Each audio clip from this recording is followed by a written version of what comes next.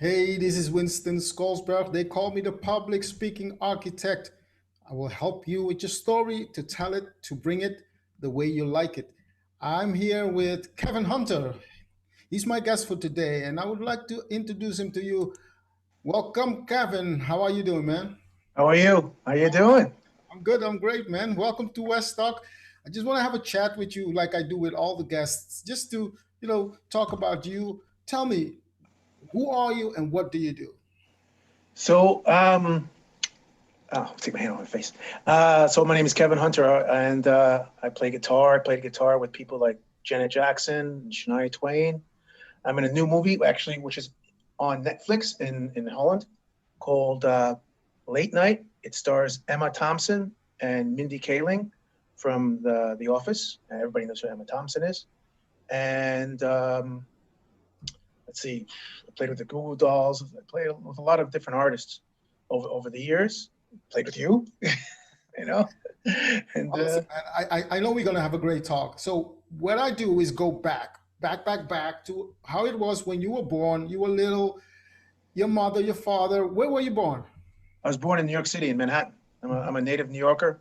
My grandparents on my dad's side are Brazilians, but I didn't really know them that well. So I grew up in a pretty a nice neighborhood in Harlem, and yeah, I grew up here, and I traveled around the world, because I was lucky enough to do that.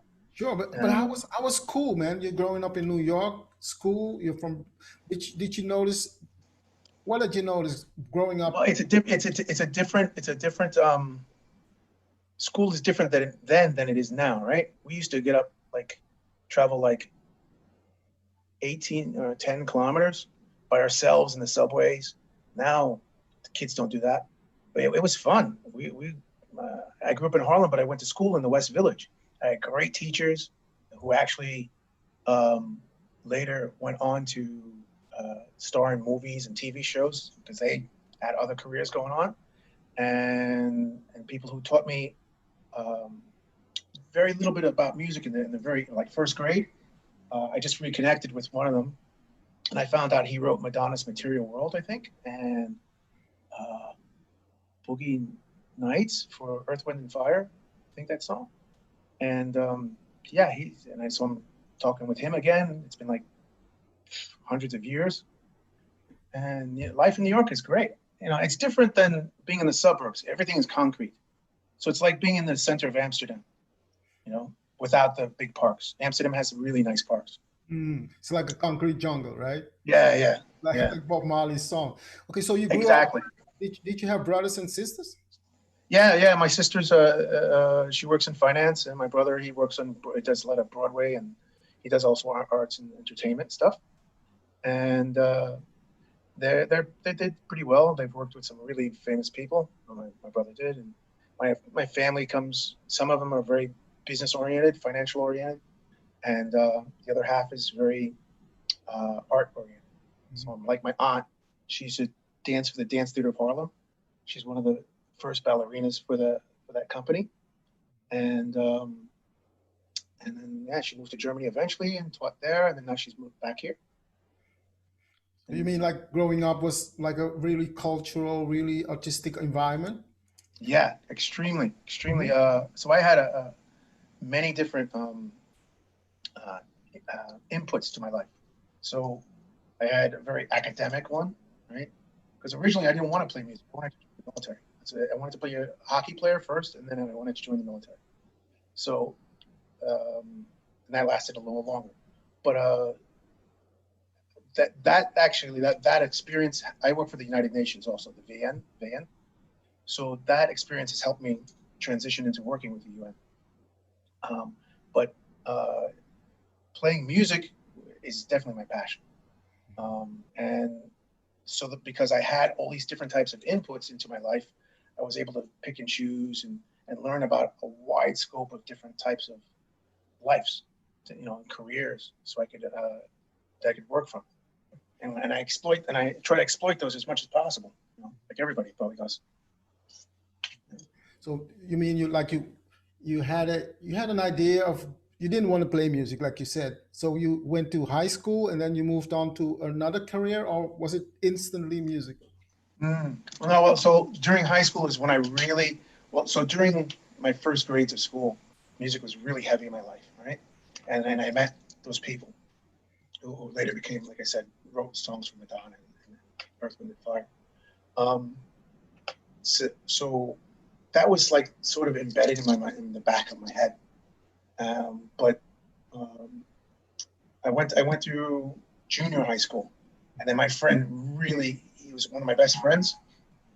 He took me to some movies to see, like, they used to have these Jimi Hendrix movies in the big theaters next to Electric Ladyland is a very famous studio that Jimi Hendrix built, or Yeah. had part of. Hmm. And so there used to be this really great movie theater during the summertime, and they used to play all these old concerts. And they played Hendrix, and I was like, he took me to some of these shows, these movies, and I was like, wow, that's definitely what I want to do. And then that was the moment. So it was like junior in high school when I started to get to want to play guitar. And so eventually I saved up a little bit of money, $75 or something like that, which was a lot. It was almost impossible to get, but I got it, and I bought my friend's guitar, and I started to learn to play it, and that was really cool. I had my uncle teach me some things, and what else? And any friend that knew anything about music, we sit there and you play stuff like easiest riffs that everybody plays, like "Smoke on the Water" or a Rolling Stones riff, just da da da da da da da da da da da. Those easy riffs, but those were so cool in the beginning because that Hmm. was the thing. So who inspired you besides Jimi Hendrix, of course? Okay, so yeah, my biggest inspirations was Jimi Hendrix and Led Zeppelin, without a doubt. Led Zeppelin at that point, the very beginning, and um, and then the Beatles. The Beatles were really big because most of my musical um, culture or input at that time was from my older sister. She's older, and then from my mom. Right, so I would hear that, and my dad. My dad liked a lot of country music, so he would Country listen to, music. yeah, big time, Interesting. big Yeah. time. Yeah. So I heard all that kinds of music, and then also James Brown was there, but there wasn't enough like guitar for me. I wasn't like Jimmy was, like both Jimmy Page and Jimi Hendrix. So I really got into that, and then the blues. So I started learning some of their music, and then being turned on to that. And then like some of the older bands, so all my teachers were much older, way older than I was. So they would give me all this older music. And so Thin Lizzy was also a big influence, which was really cool because there was a black bass player, and he Mm. was the core of the band. He was the singer, the bass player. He was phenomenal. Phil Lynott is a genius. He's a great poet, great songwriter. You guys probably know his song like "The Boys Are Back in Town," but he has a lot of other songs that are really cool. So I like the idea that you were inspired by guitar players, but also you like role models that you had kind of look like you. So like Jimmy looked like you, and uh, Yeah, the guy from Thin Lizzy, because I can have that picture. So yeah, what is then the inspiration for, like, from your house, the cultural background, like part Brazilian? Did you get any of that? yeah. Yeah. My mom listened to a lot of Brazilian music. So we heard Brazil '66 at that time, and so Sergio Mendes, uh, Elis Regina, uh, who else? Gilberto Gil, a lot of the um, MEPB, popular Brazilian music. Yeah, that's how I translated it. So I heard a lot of that, and also I lived predominantly in a Latin neighborhood. So it was Afro Latino, right? So you had Cubans and Puerto Ricans, Dominicans. In the beginning, it wasn't so many Dominicans, but as they came into the neighborhood, so they brought merengue and other rhythms, and so they were all my friends. So many in those days we played like handball. You don't really have that in Holland. When I was living there, it was different. I wanted to play handball against the walls, like in the building, the way your constructions are. Doesn't really doesn't. work for it. You have to go to special places. But we have, our buildings, they're just big, tall buildings, and our windows are much higher. So we would play on the streets and play handball with each other, and music would be playing, blasting, or we play paddleball, which I don't know if they have that in Holland either. I don't think so. Do you know what it is? Yeah, but do you know what paddleball? What it is, but explain it because some people might not know. Oh, okay, so so basically it's like a big ping pong paddle, right? It's made out of wood, and you play with either I don't remember a blue ball or a black ball that hurt a lot if they get hit with it, and it's just a wall in front of you, so it's like racquetball, but with a wooden racket, right? And you play that in the summer, and it's really big competition. It's you got to be good if you want to have fun, and people gamble on it and all that kind of stuff.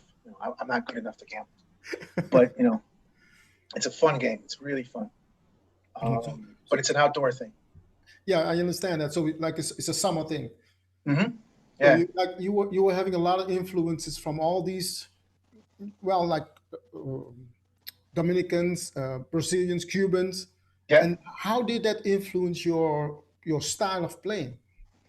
So rhythmically, it gives me a different approach rhythmically.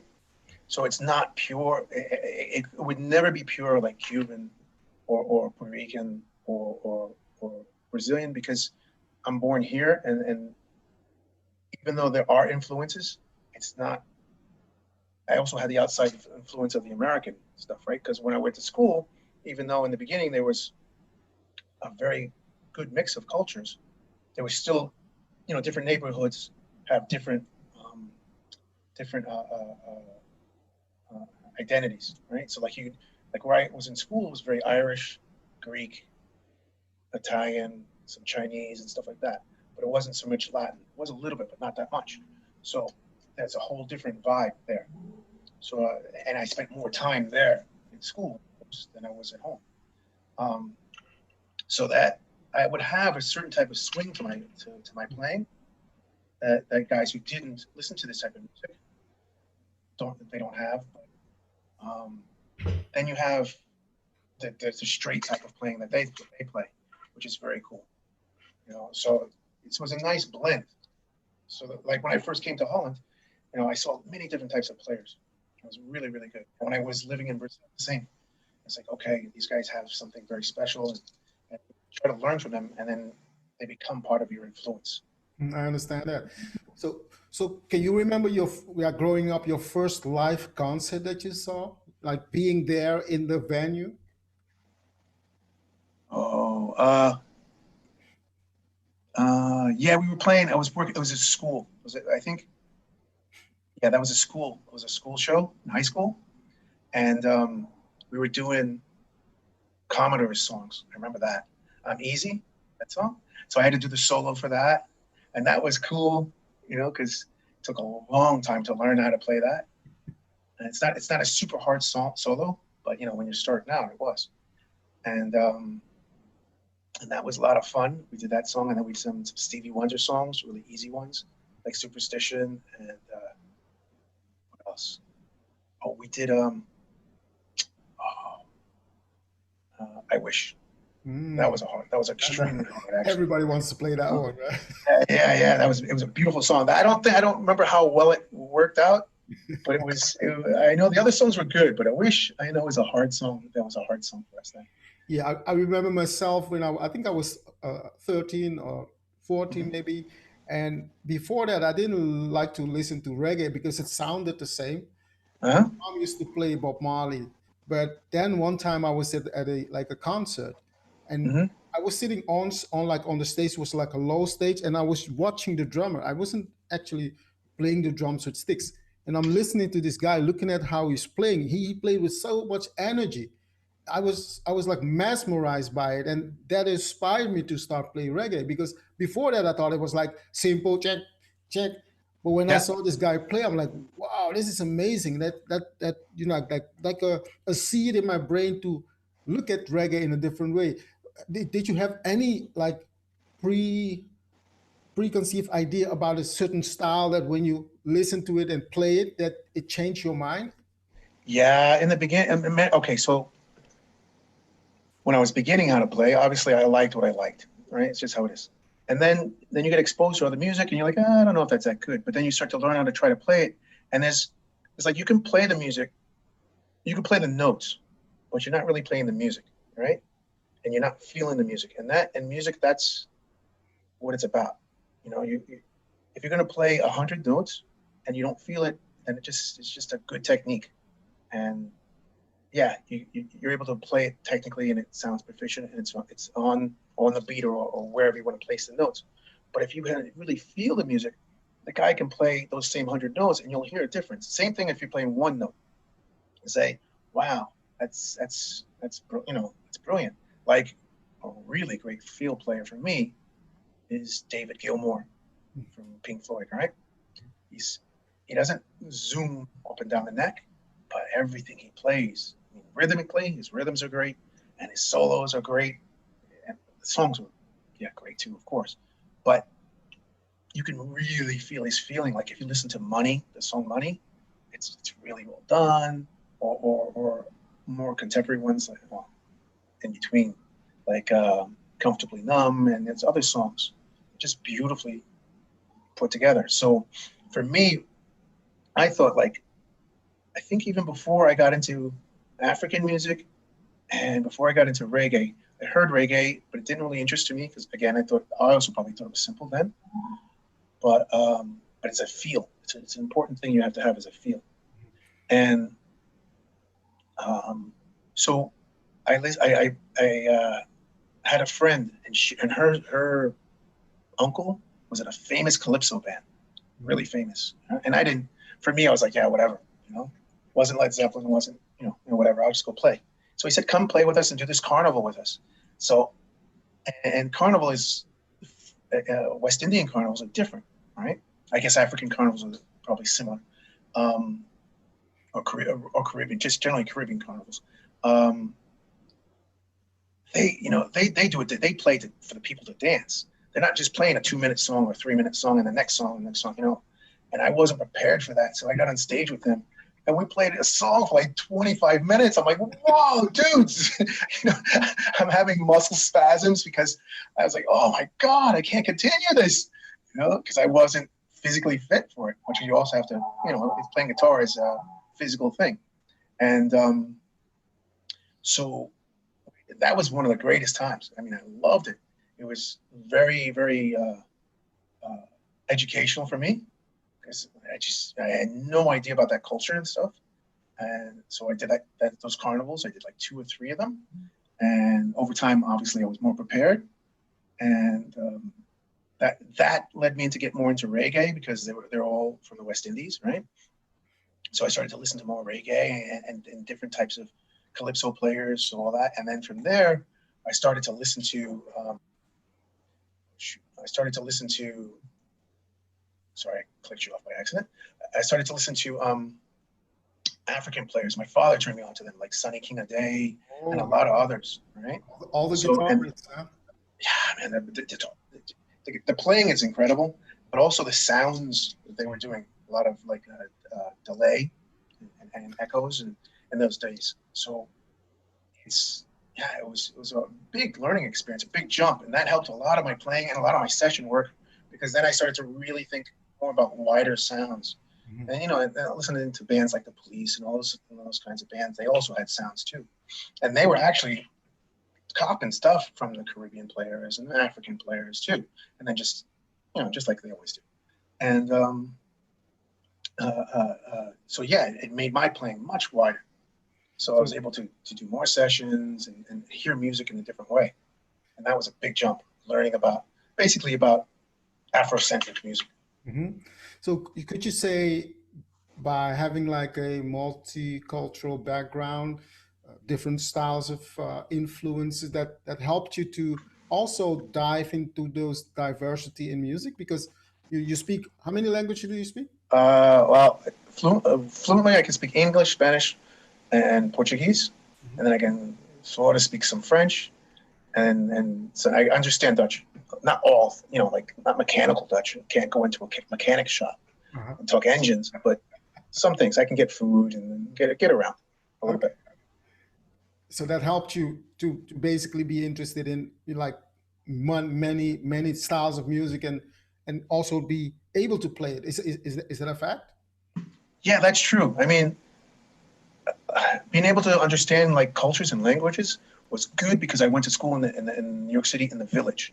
Mm. Okay, had I gone to school probably in Harlem, I would have had a bicultural thing, probably Afrocentric, Afro Latino, because after a while, Harlem just became black and African. I mean, black and Latino. Mhm. But downtown, you had a culture, you had a big, wider culture, and um, so yeah, learning languages and spending time in different countries and meeting different people just opened me up to many other possibilities. You know, So how music. do you combine your professional musicianship with working for the UN? Yeah, well, so I'm very lucky. I work with some really great people, and they like. I mean, I don't dress like this. I dress in a suit and tie and stuff like that. And depending on who I'm working, if I'm working with military guys, usually I can dress like this. They don't care. But unless we're in meetings. But it's I pull my hair back and just become a different type of personality. Or and working with the UN has been really also very good experience. Um, Started working with them in 2011 or 2010, and yeah, I've been there. It's just a great experience, and they allow me. First of all, it's contracts. So when there are big breaks in contract, I'm always looking ahead to see, okay, am I going to work or am I going to look for playing music or am I going to do a movie? So I, if a movie comes up, yeah, I'm definitely going to do a movie because I can make more money in a shorter amount of time. And playing is my passion, so I lean more into that. But the guys at the UN, I've developed some really good relationships with some nice people there, and I work hard for them. So and it's a lot. You have to take tests to get the jobs, but that's what I do. So what advice would you give a starting musician, or let's say an accomplished musician, with the mindset of performance? What is the attitude that you need? And you should practice and prepare. If you're prepared, the show will go much easier. Some people don't like to practice, and I'm not of that situation. When I worked with Mutt Lang is a producer. He produced Shania Twain, AC/DC, Brian Adams, Billy Ocean, a lot of other people. Top guy. Practice, and have it down. And even before that, I liked that concept because it was I also came from a sporting background. Like I said, I wanted to play hockey, so I always had to practice. Um, because the guys were much bigger than I was and had much more experience on the field. I mean, on the ice. And so you have to stay disciplined. So I think as long as you practice, play with feel, you know, listen to the music and try to feel the music and then make it come through you. Because it's like I said, if you can play all the notes right at the right place, but if you don't feel it, there's no Mhm. point. You know, it's Yeah, it's I get it. it's just an exercise. So when I met you the first time was in the heck. Yeah, probably. Yeah, Yeah. you were with Nicky Buzz. Yeah, Nicky's a great guitar player and a great guy. He's so cool. Yeah. It was really nice to meet him. When I moved to Holland, it was nice to meet really cool people. Americans and Dutch and everybody. So it was really nice. And so what about Holland? So how long did you stay in Holland for? About 6 years, I lived. The first, yeah, about a total of 6 years. There was a break in between, and then I set up a company in Holland. I made a BV, and I started to work more and more and build my life there. It was really a great experience. I really liked the country.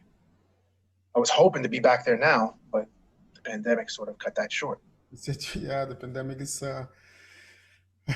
yeah, well, we know about that. So Yeah, let's say the situation in New York at this moment, how people are coping, how are you coping? Because obviously we hear here that New York was hit badly with the virus. yeah. We have over excuse me. I think we have over 300,000 confirmed cases. Mhm. So that's not counting the people that are. That's only counting people that have been tested, right? There are many people that haven't been tested, right? So they can't be 100% sure of that count. And a lot of, I think, over 100. I don't know how many people have died. It's not cool. And I've lost a producer, Hal Wilner, who I worked with. He produced Iggy Pop. He was one of the big producers of Saturday Night Live since 1980. And he worked with a lot of great people. And I was fortunate enough to work on a record that he was producing. And he's gone. A lot of other great people are gone now. People are pretty much coping. It's a little strange when you stay inside your house all the time. So it's an apartment. So we pretty much stay in the house, in a little apartment because they're small. 24 hours a day. Like yesterday, I didn't even Yeah, move. like what are the rules? So you cannot go out, or do you need a permit to go out? What? Mm, No, you can go out, but you're supposed to be wearing a mask. But and sometimes it gets a little annoying because, like I said, when you stay in your room, you're so in your head, you're so with yourself that when you expose yourself to other people, you're like, wow, this is so different, so strange. Especially after 4 or 5 days or more. I've stayed here for like 10 days. You know, thank God I have guitar and I have work, and I have other things to do. But it's yeah, it's difficult. So you go out and you see people not wearing masks. You see people coming standing next to you, and you're like, wow, what are you doing? And people who wear masks only on part of their mouth and expose their nose, so then the mask becomes useless. So that's kind of annoying, and you know, so but you have to just deal with it. I'm in a city of like what, 13 million people or something like that. Just the city, not the state. So can you So still see your family? Can you go out there see them? no, I don't go see my mom. I Mm. can't see anybody. I go out, but I don't see anybody. I haven't seen anybody socially other than on the internet since 13 May. No, not May, March. Mhm. So it's been a while, but I talk to them and everybody's good. Yeah, well, that's nice to hear. So the reason why I talk with a lot of guests, have guests in this West Talk, is just to have a feel of what's happening, and Mhm. also we've been talking, doing the social media every now and then, and I was wondering, how is Kevin doing and what is he doing, and just to give like a glimpse of what's happening in your barrier. So Yeah, like yeah. today they had. So I guess to build up morale of New York is the two squadrons, right? One's a Navy squadron, one's an Air Force squadron. They flew over, parts of Brooklyn, parts of Manhattan, and probably other parts of the boroughs, the five boroughs. So the Blue Angels flew over, and the Thunderbirds. Blue Angels are for the Navy, and the Thunderbirds are for our Air Force. Mhm. And they flew over. They didn't do any tricks as far as I saw, but you know, it was like very interesting to hear it. So what's your next project? Is it a movie? Is it well, concerts are not, it's up Yeah, out. as far Do have like little like internet concerts? How do the people cope with music now? yeah. Well, I just bought a new camera, a nice camera by Zoom, and I'm gonna start doing some webcasts, and I'm gonna probably do some videos.